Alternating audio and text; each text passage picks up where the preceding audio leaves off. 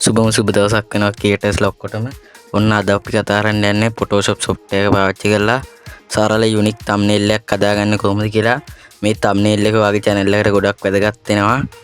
එහෙනම් අපි වැඩි කතා නොකර වීඩියෝ එකට යමු.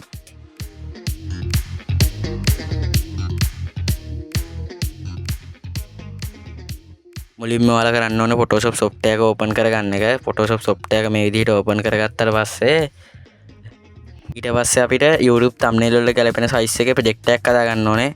ඒකට මෙතන create new කියන එක දීලා YouTube thumbnail වල ගැලපෙන size එක අපිට type කරගන්න තියෙන්නේ. ඒක press කරාට පස්සේ මෙන්න මේ විදිහට box එකක් open වෙනවා. ඒ box එකේ මෙන්න මෙතන ඔයාලා inches කියලා වල තිබ්බොත් ඒක pixel වල මාරු කරගන්න ඕනේ. ඊට පස්සේ width එක 1280 height එක 720 විදිහට මාරු කරලා මේක okay දෙන්න ඕනේ. මේ දේවල් ටික හදාගෙන okay කරාට පස්සේ මේ විදිහේ his window එකක් open වෙනවා. ඒකේ මොකුත්ම නැහැ. දැන් ඔයාලට හිතන්න තියෙනවා කොහොමද thumbnail එක හදන්නේ කියලා. ඔයා දැන් මේ විදිහට ඔයා thumbnail එක හදන විදිහ හිතාගත්තට පස්සේ කරන්න තියෙන්නේ ඔයාලට මේ thumbnail එක හදන්න ඕන image ටික Photoshop එකට add කරගන්න එක. ඒකට ඔයාලා my computer on කරලා ඔයාට ඕන photo ටික Photoshop එකට ඇදලා දාන්න තියෙන්නේ. ඊපස්සේ මේ විදිහට මේක open වෙනවා. ඔයා මේ open කරගන්න image එක thumbnail එකේ size එකට වැඩිය වැඩි නම් අපිට ඒක පොඩි කරගන්න වෙනවා. ඒකට ඔයා keyboard එකේ control එකයි T එකයි press කරලා අපිට ඕන size එකට මේක හදාගන්න තියෙන්නේ. ඔයාට මේ edit කරන page එකේ ලොකු පොඩි කරගන්න ඕන නම් keyboard එකේ alt key එක press කරන් ඉඳලා mouse scroll එක උඩ පල්ලෙහා කරන්න තියෙන්නේ. ඊට පස්සේ අපිට ඕන size එකට හදාගන්න තියෙන්නේ. මේ විදිහට ඔයාට ඕන images එක හෝ කීපය add කරගත්තට පස්සේ ඔයාට කරන්න තියෙන්නේ දැන් text එකක් add කරගන්න එක.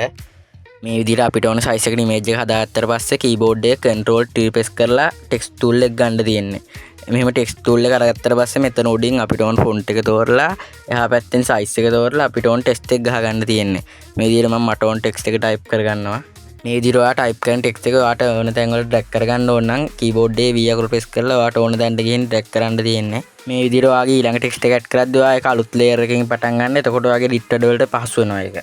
මම මේ විදිහට YouTube කියන එක text එකක් විදිහට add කරගන්න වෙනකොට මං ගාව තියෙන වෙනත් image එකක් add කරගන්නවා. එතකොට ඒක තව ලස්සන වෙනවා. ඉතින් ඔක්කොම ටික type කරලා ඉවරනාට පස්සේ ඔයාලට කරන්න තියෙන මං කලින් කිව්වා වගේ keyboard එකේ V එක press කරලා ඔයාලට ඕන තරම් මේ text ටික drag කරගන්න එක. ඔයාට මේ text ටික වෙනින් වෙනම තියෙන හින්දා ඔයාට අවශ්‍ය තැනට ලස්සනට place කරගන්න පුළුවන්.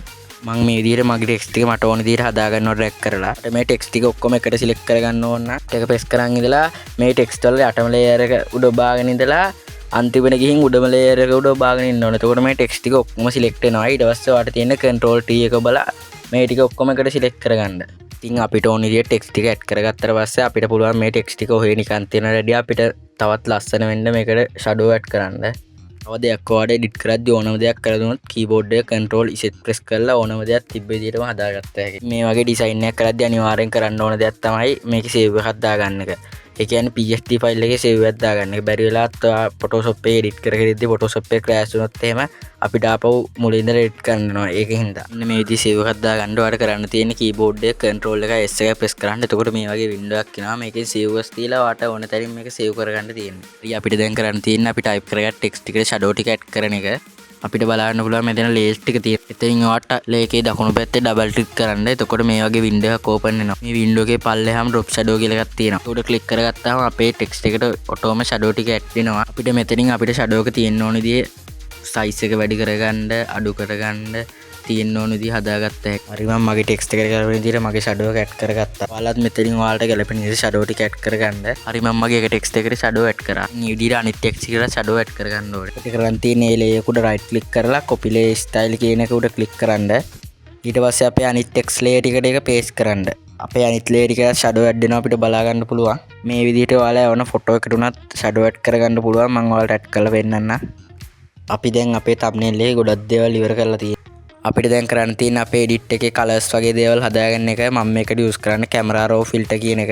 අර කරන්න තියෙන මෙතන image එකේ තියෙන layer උඩ click කරලා මෙතන උඩ බලා ගන්න පුළුවන් filters කියලා එකක් තියෙනවා. filters කියන එක click කරලා මෙතන camera raw filters කියන එකට යන්න. ඔයාලා බලා ගන්න පුළුවන් මේ camera raw filters එක අලුත්ම window එකක් විදිහට open. ඉතින් මේකේ නම් ගොඩක් දේවල් ඉගෙන ගන්න තියෙනවා. මම ඉතින් ඒව ගැන වැඩි කතා කරන්න යන්නේ නැහැ. මම මේක expose කියන එකයි highlight එකයි වැඩි කරගෙන මේක okay කරගන්න. වැඩි ඒ දේවල් වැඩි කරන්න යන්නේ නැහැ. මම මේ දේවල් වල පෙන්නන්න කරේ. මේ camera raw filter එක ගැන වීඩියෝ එකක් ඕනම් පල්ලෙහාන් comment කරන් යන්න.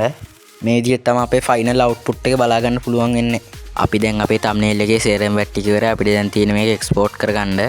මේ විදිහට මෙතන උඩින් බලන්න පුළුවන් ෆයිල් කියලා එකක් තියෙනවා. ඒක උඩ ක්ලික් කරාට පස්සේ ඒකේ එක්ස්පෝර්ට් කියලා ඔප්ෂන් එකක් තියෙනවා. එක්ස්පෝර්ට් කියන ඔප්ෂන් එකට ගියාට පස්සේ එක්ස්පෝර්ට් ඇස් කියන එකට ගිහින් ඔයාලට ඕන තරම් මේක එක්ස්පෝර්ට් කරගන්න තියෙනවා. හිතනවා මේ වීඩියෝ එක ඔයාලට ගොඩක් වැදගත් වෙන්න ඇති කියලා. මේ වගේ වීඩියෝස් ටිකනම් බලන්න අපිව සබ්ස්ක්‍රයිබ් කරලා තියාගන්න. එහෙනම් මේ වගේ වීඩියෝ එකකින් තවත් දවසක හමු වෙමු.